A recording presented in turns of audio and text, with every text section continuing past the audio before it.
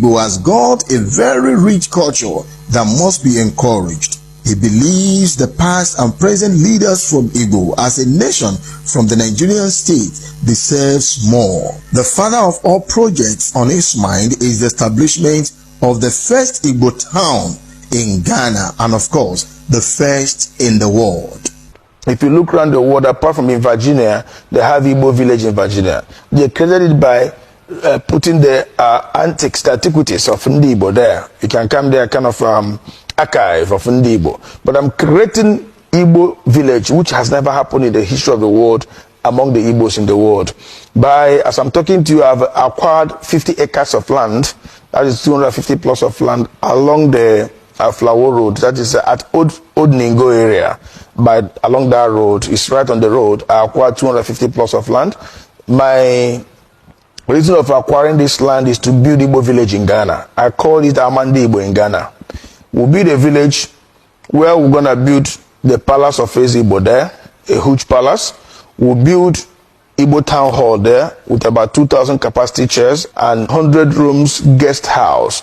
The essence of this guest house is most of the times our governors and our Igbo great leaders do come to Ghana. You know, they always go with their entourage.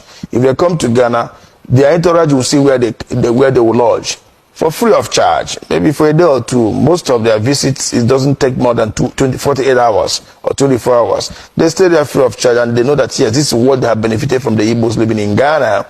Again, our people that have accommodation problem and all that will come get there at least for 2 or 3 days before they can get a out of the country, or those that come into the country in one way or the other will have accommodation of 100 rooms guest house. We will also, in the palace of the Igbo, we also have apartment there for special guests like governors and ministers, and in future I know that we the Igbos will provide president in Nigeria, and I know that the president that will rule Nigeria at time to come must be an Igbo man, and one day by the special grace of God he also going to be part of those that are going to lodge at the guest house there in Igbo village. In that Igbo village, my good brother, what I want to do there is we'll create streets there. We'll create streets that will represent the names of the ancient Igbos. We'll create the streets that will bear the name of Sambakwe Street. That's the ex-governor of Imo State. We'll create a street that will bear the name of Dr. Nnamdi Azikiwe, the first president of Nigeria. We'll create a street that will bear the name of Nzogo. We'll create a street that will bear, of course, the name of my father also, Zemaladi Henetu.